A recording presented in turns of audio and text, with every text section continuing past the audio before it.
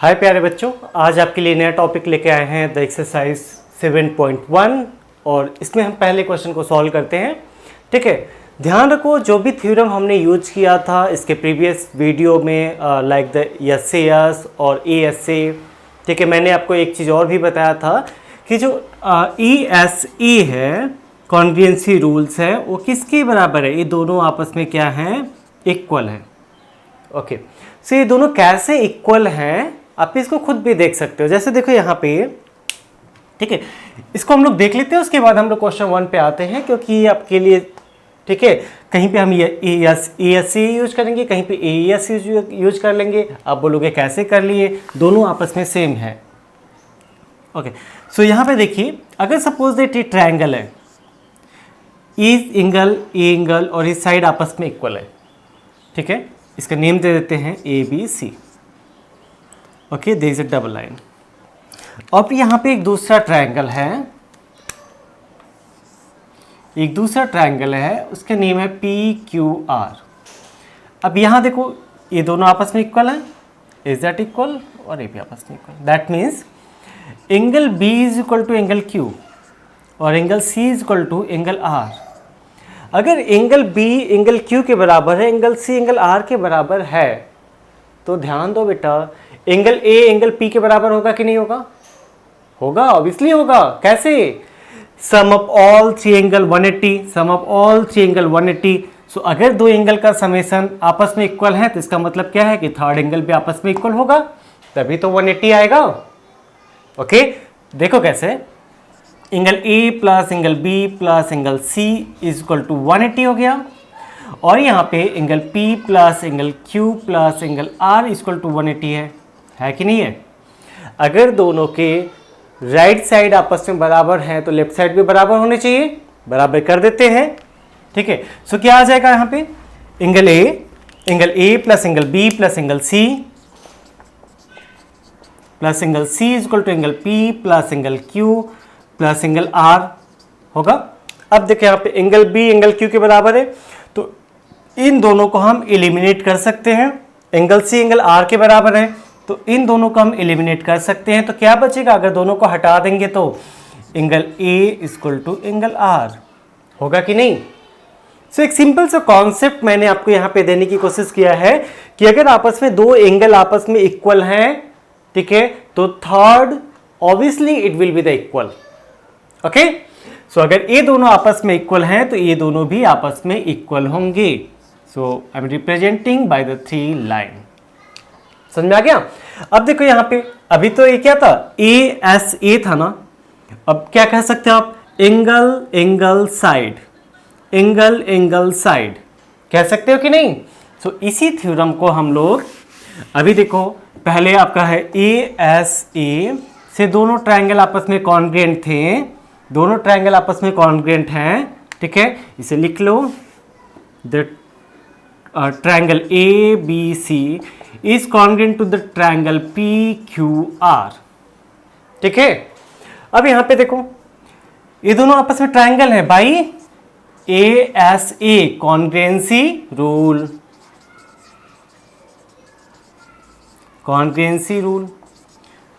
ठीक है, अब देखो यहाँ पे एंगल साइड है, सो इसे हम और भी तो कह सकते हैं by angle side congruency rule हम कह सकते हैं कि नहीं? सो देखो यहाँ पे ये जो प्रॉब्लम है ना, ये दोनों मेथड से सॉल्व हो गया। तो इसका मतलब ये क्या है कि जो आपका ए कॉन्ग्रुएंसी रूल है, वही कॉन्ग्रुएंसी रूल एएस भी है। सो ध्यान रखो इस चीज को हमेशा कि जो ए कॉन्ग्रुएंसी रूल है वहीं आपका कॉन्ग्रुएंसी रूल एएस होता है। ठीक है, सो कहीं पे आपका एएस यूज कर रहा है या कहीं पे एएस कॉन्ग्रुएंसी रूल यूज कर रहा है। So please don't be confuse about that. ठीक है, चलो अब स्टार्ट करते हैं आपका एक्सरसाइज 7.1 का प्रॉब्लम नंबर 1। ध्यान रखो, प्रॉब्लम जो कह रहा है वो करते जाओ। ठीक है, प्रॉब्लम जो कहता है उसको करते जाओ। जैसे देखो यहाँ पे है, मैंने प्रॉब्लम लिया, क्वेश्चन नंबर 1 है, अ क्वाड्रिलेटरल ABCD है, so we have to plot the quadrilateral. एक क्वाड्रिलेटरल हम प्लॉट कर लेते हैं। Okay, and the other quadrilateral is here. ठीक है, write the name of this quadrilateral A, there is a B, यहाँ पे C है और यहाँ पे आपका D है. ऑलरेडी फिगर में दिया है कि this two angle are equal, this two angle are equal and this two side also will be the equal.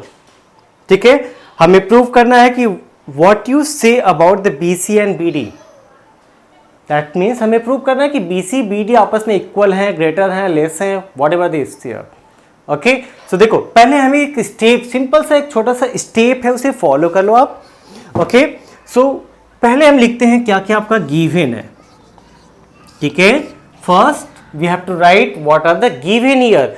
और सेकेंड हमें क्या प्रूव करना है, BC इक्वल टू BD, तो BC इक्वल टू BD ये दोनों आपस में इक्वल हमें प्रूव करना है. ठीक है, सो अगर इन दोनों को आपस में इक्वल प्रूव करना है तो हम CP/CT लगा सकते हैं, क्योंकि साइड को इक्वल प्रूव करना है तो CP/CT ही हमें लगाना पड़ेगा. बट CP/CT कहाँ लगाना पड़ेगा, उसके लिए आपको क्या करना है, इस साइड को देखना है. देखो साइड किस दो ट्रायंगल के हैं, एक ट्रायंगल ACB है और एक ट्रायंगल ADB के दोनों साइड है कि नहीं. तो इसका मतलब क्या है कि हमें क्या करना होगा कि इन दोनों ट्रायंगल को कॉन्ग्रुएंट अगर हम प्रूव कर दें तो BC और BD आपस में इक्वल हो जाएंगे. तो वही हम करते हैं. पहले क्या करेंगे, गिवन क्या क्या है, सो गिवन लिख लेते हैं. AC is equal to AD ए गिवन है और एंगल भी आपका गिवन है, angle CAB equal to the angle DAB. हमेशा ध्यान रखना जब भी हम एंगल को लिखते हैं हमें क्या करना होगा, एंगल के पैटर्न को फॉलो करना. जैसे मैंने यहाँ पे क्या किया, CAB लिखा है, तो आप यहाँ पे BAD मत लिख देना, आपको लिखना होगा DAB. हमेशा एक सीक्वेंस को, पैटर्न को फॉलो करना पड़ेगा.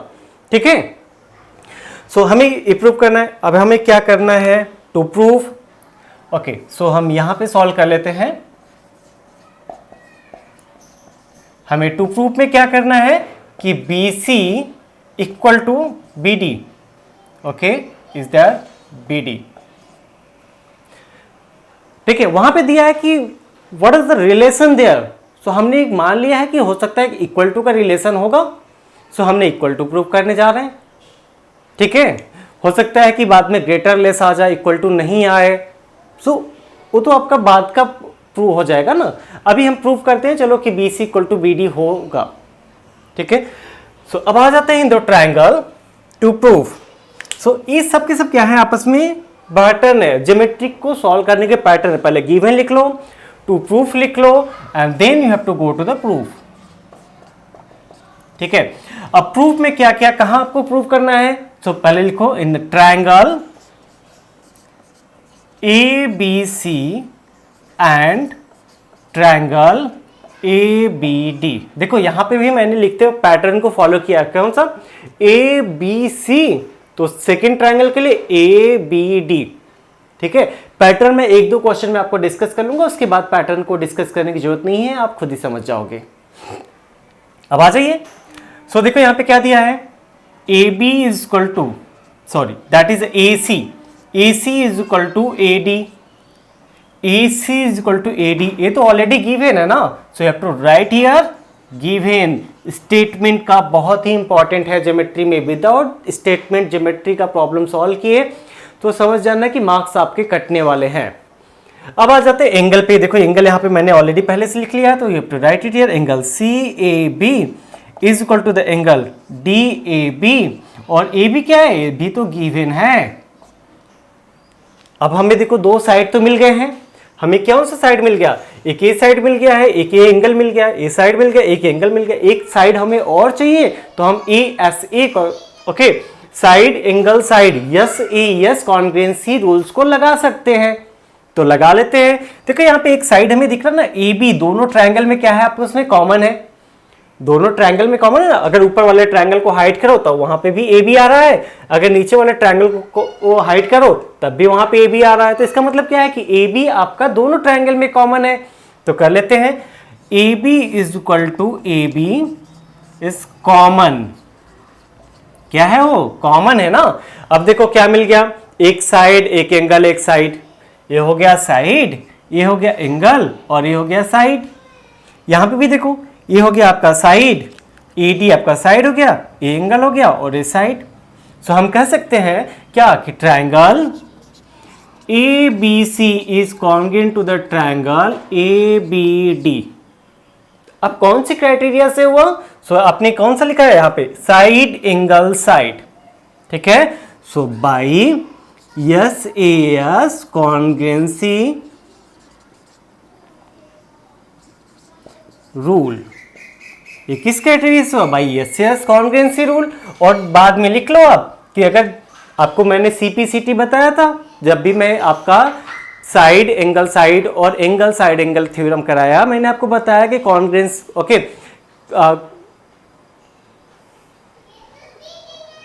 करिस्पॉन्डिंग्स ऑफ द कॉन्ग्रुएंट ट्रायंगल्स आपस में इक्वल होते हैं।